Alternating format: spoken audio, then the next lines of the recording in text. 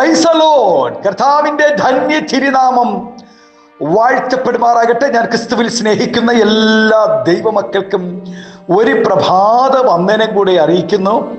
ഇന്ന് ലോകം സ്വാതന്ത്ര്യ ദിനം ആഘോഷിക്കുമ്പോൾ രാജ്യത്തിന്നും സ്വാതന്ത്ര്യം ലഭിക്കാതെ അനേക ദൈവമക്കൾ ജയിലറകളിൽ അടയ്ക്കപ്പെട്ടുകൊണ്ടിരിക്കുമ്പോൾ യേശു ക്രിസ്തുവിൽ കൂടെ അല്ലാതെ നമുക്കൊരു സ്വാതന്ത്ര്യമില്ല എന്ന് തിരിച്ചറിഞ്ഞ ദൈവമക്കൾക്കായി കർത്താവിനെ സ്തുതിക്കുന്നു, സ്തോത്രം ചെയ്യുന്നു. ഇന്ന് പ്രഭാതവും എല്ലാ ദൈവകുഞ്ഞുങ്ങൾക്കും എൻ്റെ ഹൃദയത്തിൻ്റെ ആഴമേറിയ സ്നേഹത്തെയും വന്ദനത്തെയും നന്ദിയും ഒപ്പം പ്രാർത്ഥനയും അറിയിക്കുന്നു.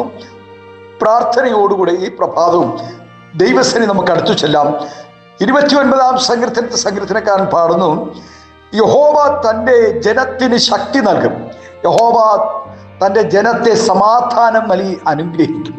സമാധാനമില്ലാത്തൊരു രാജ്യത്താണ് നാം ആയിരിക്കുന്നത്.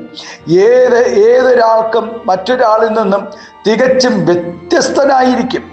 ഏതൊരു വ്യക്തിക്കും അവരവർക്ക് അഭിമാനിക്കുവാൻ വക നൽകുന്ന എന്തെങ്കിലും ഘടകങ്ങൾ ഉണ്ടായിരിക്കും.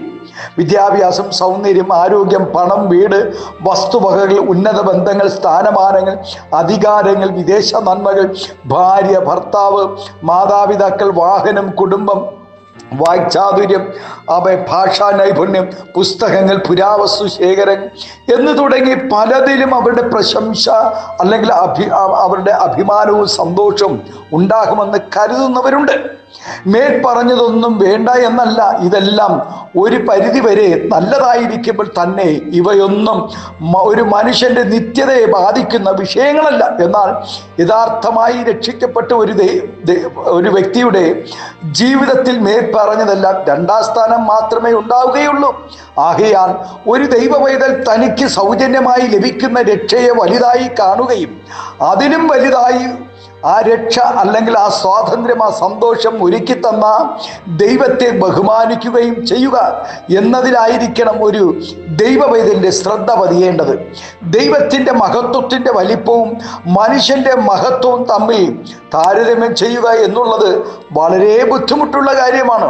നാം മനസ്സിലാക്കിയിരിക്കുന്നതിനേക്കാൾ എത്രയോ വലുതാണ് ദൈവവും അവിടുത്തെ മഹത്വവും.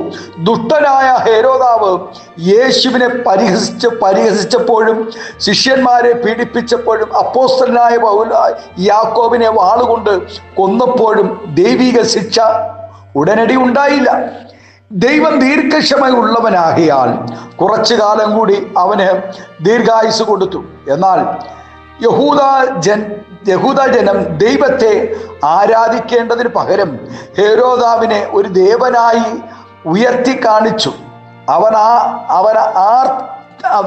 ആർത്തിയോടെ അവനെ ആരാധിക്കാൻ തുടങ്ങിയപ്പോൾ, ജയ് വിളിക്കാൻ തുടങ്ങിയപ്പോൾ ഹെരോദാവ് വേണ്ടതിലധികം അങ്ങ് അഹങ്കരിച്ചു.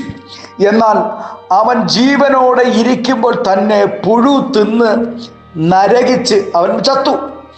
ഉയർച്ച, പദവി, ബഹുമാനം എന്നിവ മൂലം മഹത്വം ദൈവത്തിന് കൊടുക്കാത്തവർക്ക് ഇതൊരു പാഠമാണ്. ഞാൻ യഹോവ തന്നെ, എൻ്റെ നാമം, ഞാൻ എൻ്റെ മഹത്വവും മറ്റൊരുത്തനും എൻ്റെ സ്തുതി വിഗ്രഹങ്ങൾക്കും വിട്ടുകൊടുക്കയില്ലെന്ന് ദൈവം അരുളി ചെയ്തിട്ടുണ്ടല്ലോ. നിങ്ങളും തലയ്ക്ക് പിടിച്ച സ്തോത്രം ഹാലിൽ അഹങ്കാരം തലയ്ക്ക് പിടിച്ച നെബൂഖദ്നേസർ അവൻ്റെ ഒരു ഗതികേട് ഒന്ന് നോക്കണേ. മര്യാദയ്ക്ക് മൃഷ്ടാന്ന ഭോജനം കഴിച്ച് അരമനയിൽ വസിക്കേണ്ടവൻ അഹങ്കാരത്തിൻ്റെ വാക്കുകൾ പറഞ്ഞുകൊണ്ട് നടന്നപ്പോൾ കാളയെപ്പോലെ പുല്ല് തിന്നുകൊണ്ട് മൃഗങ്ങളോടുകൂടെ 7 വർഷം ചെലവഴിക്കേണ്ടി വന്നു. ദൈവത്തിന് മഹത്വം കൊടുക്കേണ്ടിയായിരുന്ന ഏലിയുടെ കുടുംബം നശിച്ചു പോയപ്പോൾ ദൈവത്തിന് സർവ്വ ബഹുമാനവും മഹത്വവും അർപ്പിച്ച ദാവീദിൻ്റെ കുടുംബം സ്ഥിരമായി നിലനിൽക്കുവാൻ ഇടയായി. ഒരു മനുഷ്യൻ്റെ ജീവിതത്തിലെ സുവർണ കാലഘട്ടമാണ് യൗവനം. നല്ല ഓജസ്സും പ്രസരിപ്പും ഉള്ളപ്പോൾ ചിലർ ദുർമാർഗങ്ങളിലേക്ക് തിരിഞ്ഞ് ദൈവത്തിന് പ്രയോജനമില്ലാത്തവരായി തീരുന്നു. ദൈവം നമുക്ക് തന്ന ശക്തിയും ആരോഗ്യവും അരുതാത്ത വഴിക്ക് തിരിച്ച് വിടുവാനുള്ളതല്ല, പകരം ദൈവനാമ മഹത്വത്തിനായി പ്രയോജനപ്പെടുവാനുള്ളതാണ്. അരുതാത്ത വഴിയിൽ യൗവനകാലം ചെലവഴിക്കുന്നവരെ കുറിച്ച് വചനം തരുന്ന മുന്നറിയിപ്പ് കൂടെ നാം ശ്രദ്ധിക്കുക. യൗവനക്കാരാ, നിന്റെ യൗവനത്തിൽ സന്തോഷിക്കാം. യൗവനകാലത്തിൽ നിന്റെ ഹൃദയം ആനന്ദിക്കട്ടെ. നിനക്ക് ഇഷ്ടമുള്ള വഴികളിലും നിനക്ക് ബോധിച്ചവണ്ണം നടന്നുകൊള്ളുക. എന്നാൽ ഇവയൊക്കെയും നിമിത്തം ദൈവം നിന്നെ ന്യായവിസ്താരത്തിലേക്ക് വരുത്തുമെന്ന് ഓർത്തുകൊള്ളുക. എല്ലാറ്റിൻ്റെയും സാരം കേൾക്കുക. ദൈവത്തെ ഭയപ്പെട്ട് അവൻ്റെ കൽപ്പനകളെ പ്രമാണിച്ചു കൊള്ളുക. അതാകുന്നു സകല മനുഷ്യർക്കും വേണ്ടത്. നമ്മുടെ കർത്താവിൻ്റെ യൗവനം ശക്തിയും രക്തവും നമുക്കായി നൽകിയതുപോലെ നമ്മുടെ യൗവനവും ദൈവത്തിന് പ്രസാദകരമായി തീരട്ടെ. ആകയാൽ നമ്മെ വീണ്ടെടുക്കുകയും നല്ല അവകാശത്തിനായി നമ്മെ ഒരുക്കി കൊണ്ടിരിക്കുകയും ചെയ്യുന്ന ദൈവത്തിൽ സന്തോഷിക്കാം, ആനന്ദിക്കാം. ആമേൻ.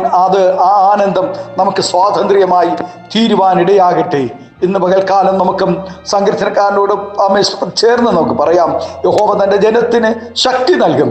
യഹോവ തൻ്റെ ജനത്തെ സമാധാനം നൽകി അനുഗ്രഹിക്കും.